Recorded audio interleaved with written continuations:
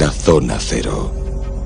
Ya sabéis que en los monográficos nos encanta presentaros a personajes realmente sorprendentes, dar algunas pautas biográficas sobre ellos y reflexionar sobre lo que significaron.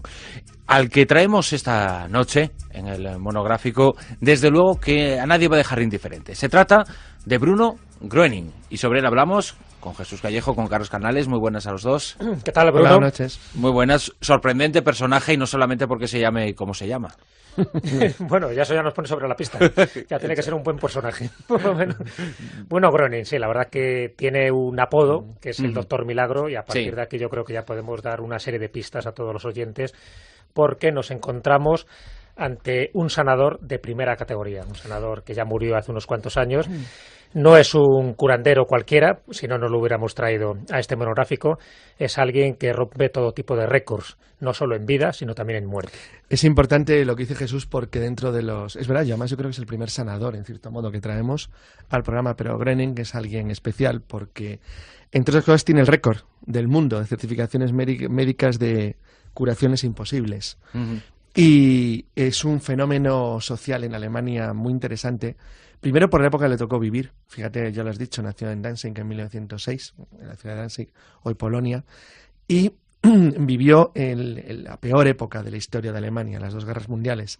De hecho, la fama de Groening comienza cuando se traslada como refugiado de guerra a Alemania Occidental y en los últimos años de su vida inicia un proceso que él no buscó nunca. Esto también es muy importante, luego hablaremos de él como persona, que es cuando se encontraba en Alemania Occidental en 1949, en Falle, Herford, comenzó a recibir visitas, él ya era muy conocido, de manera masiva, hasta el extremo que llegó un momento que le persiguían prácticamente durante el otoño de 1949 30.000 personas al día. Era ya un fenómeno además tan notable y tan importante que no pudieron anular su actividad, que por cierto él nunca estimuló, lo cual también es muy curioso. Ni siquiera cuando, que luego lo veremos también, que hubo ahí una parte oscura contra él, no de él, sino contra él, cuando iniciaron todo tipo de procesos para para impedir la actividad y lo que hacía. Las autoridades alemanas fueron las responsables de esa, bueno, no persecución, pero por lo menos dejaron el hacer inicio de una serie de investigaciones. Fue un movimiento privado, fue un movimiento que persiguió tanto las iglesias protestantes y católicas, las dos, como abogados que operaban por su cuenta y que les interesaba por temas como lo que hay ahora, es decir, posiblemente beneficio económico, y luego médicos, algunos muy respetables, que consideraban que lo que estaba haciendo Bruno Groening atentaba contra contra salud pública, porque consideraban que era una especie de curandero. Lo que pasa es que Bruno Groening no hacía nada, realmente. Y entonces, claro, no puedes acusar a alguien cuando no hace nada, de no hacer nada. Entonces, él no hacía nada y curaba. Pero él no tenía la culpa de curar. Lo que pasa es que él sí defendía, que es por lo que le acusaron, una serie de principios, por cierto, muy interesantes sobre la curación universal, que no dejan de ser llamativos. Podemos quizá dividir la vida de Bruno Groening en dos momentos. Tú has citado esa fecha, 1949, que es cuando alcanza una popularidad extraordinaria en esos 10 últimos años de vida. Pero antes hay un Bruno Groening que supongo que en su biografía se va poco a poco notando pues una serie de sucesión de hechos que hacen posible que él se convierta en lo que después se convierte, en ese curandero para algunos, charlatán para otros.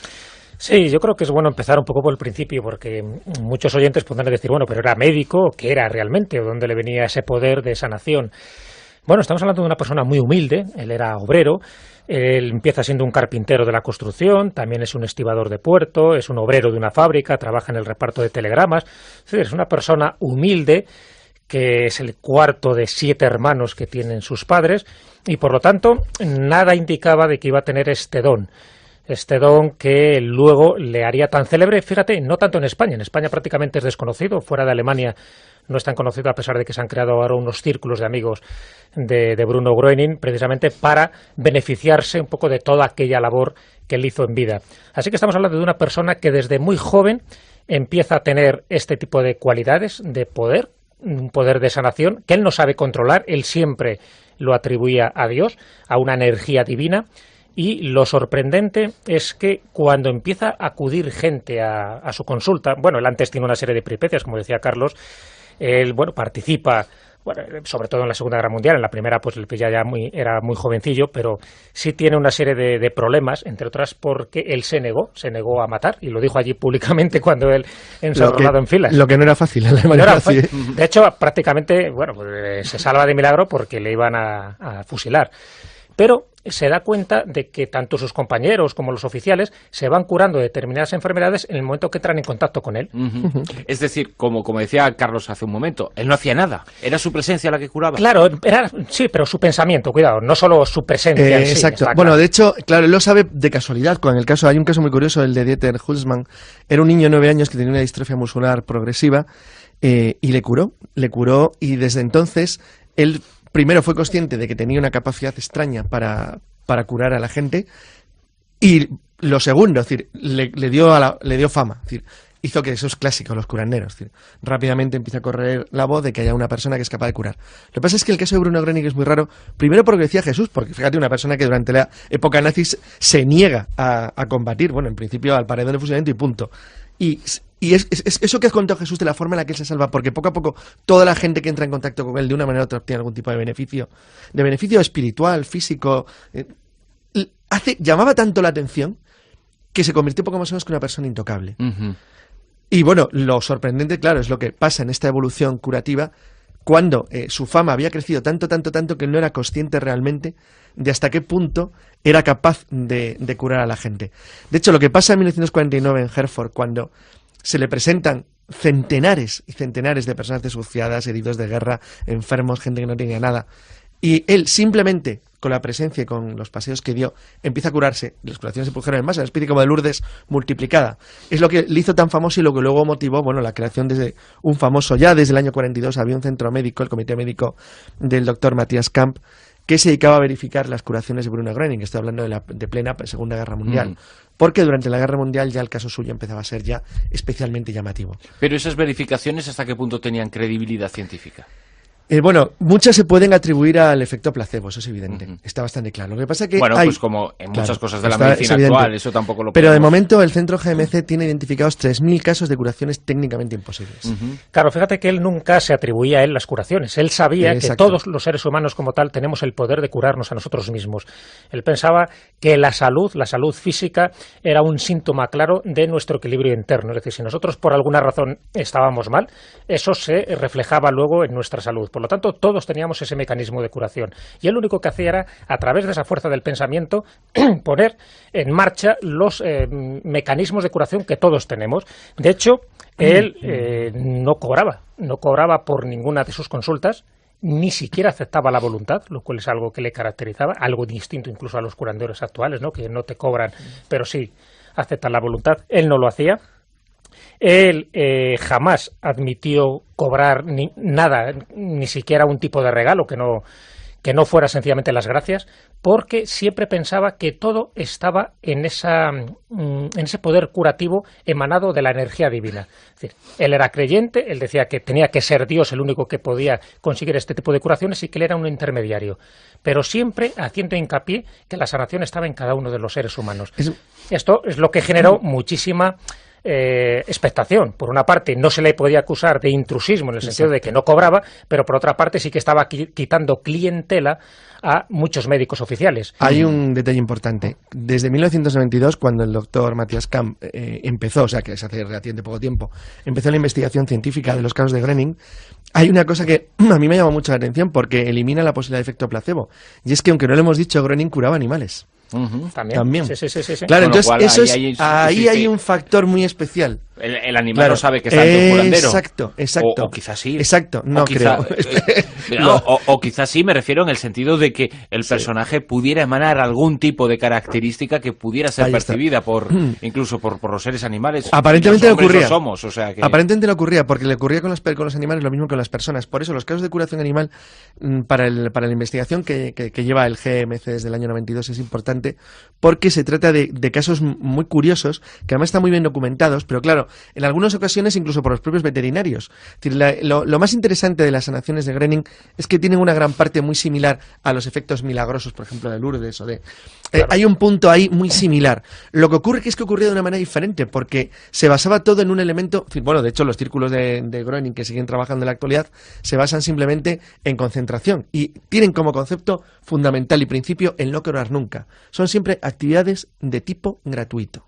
Esto es muy importante. Sí, todos los que trabajan para estos círculos, ¿no?, de un poco de sanación, de curación de Bruno Gröning, que se desarrollan a partir de su muerte en 1959, siempre tienen ese denominador común, es decir, un poco seguir la estela que dejó Bruno. Es decir, nunca cobrar por ninguna curación y sobre todo por eso, porque siempre se pensaba que ese poder oculto estaba presente en cada ser humano. Mira, hay dos cosas muy importantes un poco que él decía, porque luego creó también toda una enseñanza, es decir, no solo curaba, sino que también creó, bueno, pues una serie de doctrinas que luego son seguidas por sus sucesores, sus seguidores en esta disciplina.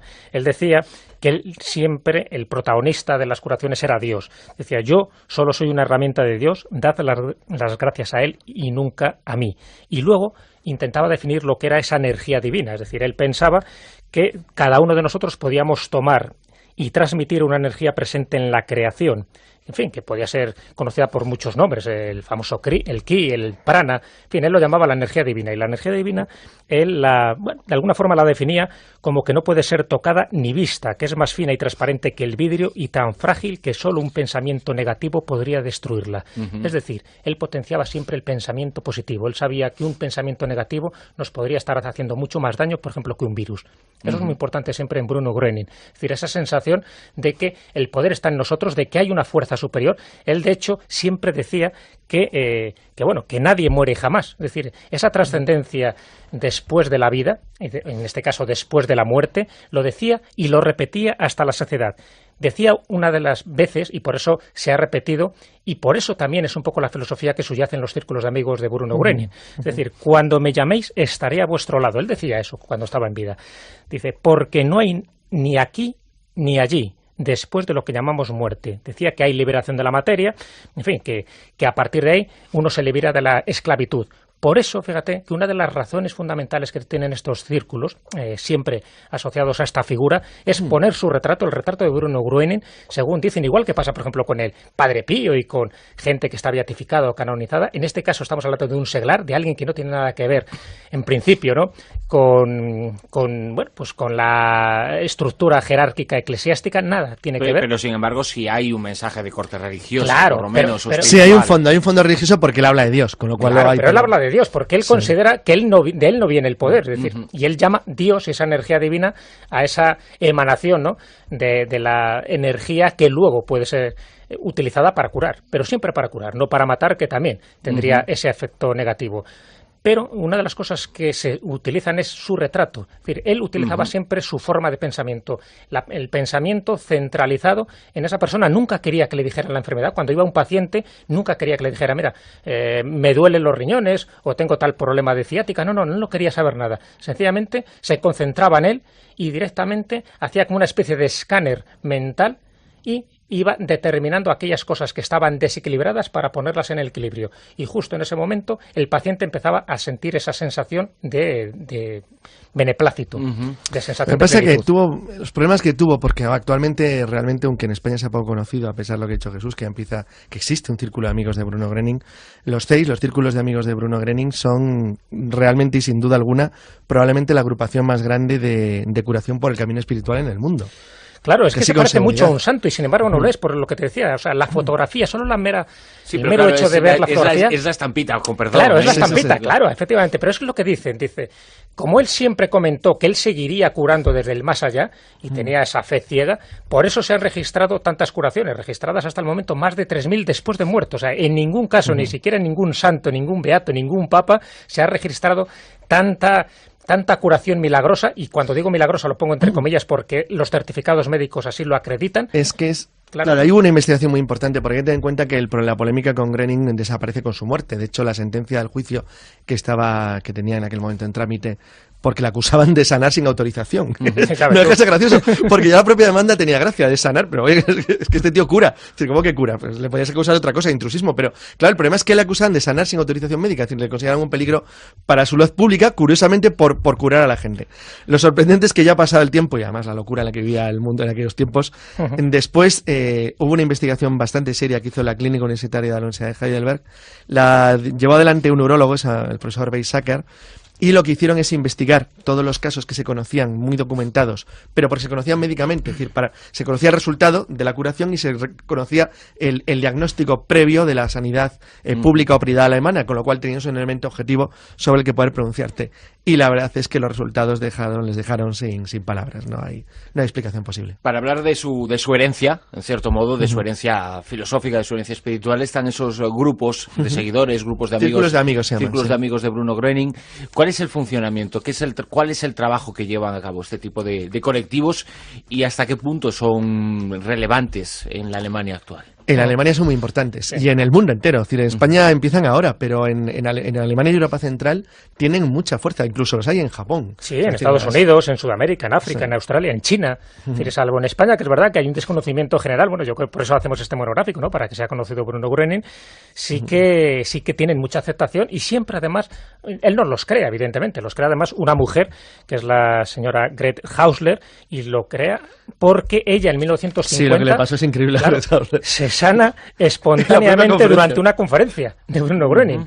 Entonces, bueno, ella tenía, en fin, un cáncer, ¿no? En fin, un grave daño en el hígado como secuela de una hepatitis, y entonces ve que esa recidiva, ese cáncer que tenía, pues se cura de tal manera que solo lo puede atribuir a las palabras que ella había escuchado en aquel momento. Entonces se da cuenta de que este hombre es una mina, es decir, que no era solo por el hecho de tocarle, es decir, que las cosas que estaba diciendo eran verdad, que se activaba algún tipo de mecanismo interno en el ser humano para generar esta curación. Entonces ella empieza a crear estos círculos de amigos. Evidentemente, cuando él muere en París, por cierto, él muere, pues como siempre, un poco olvidado, ¿no? Y en medio de uno de esos pleitos, ¿no? Que le habían metido dentro de la comunidad médica, y nunca se llegó a decir sentencia, ni sentencia condenatoria ni absolutoria. Sencillamente él murió en París, por cierto, en enero, el 26 de enero de 1959, y ahí quedó pendiente un poco pues que nunca se llegara a reconocer oficialmente, y por lo menos desde un punto de vista administrativo, la curación por ese camino espiritual que él preconizaba. Entonces, lo que sí ha quedado son estos círculos de amigos donde solo se admiten donaciones, es decir, no se admite trabajo de la gente cobrando un estipendio, para nada. Tiene que ser siempre con la buena voluntad de los que participen allí, y por supuesto siempre con ese amor a la humanidad, que es lo que Bruno Gröning quería. Siempre tenía como dos palabras en su mente, o tres, que era la palabra Dios, porque él decía que todo venía de Dios, un poco la palabra del pensamiento positivo, por otra parte, porque él consideraba que tenía que ser, y por otra parte esa energía divina, la energía divina que estaba o que yacía en prácticamente todo lo que era la creación.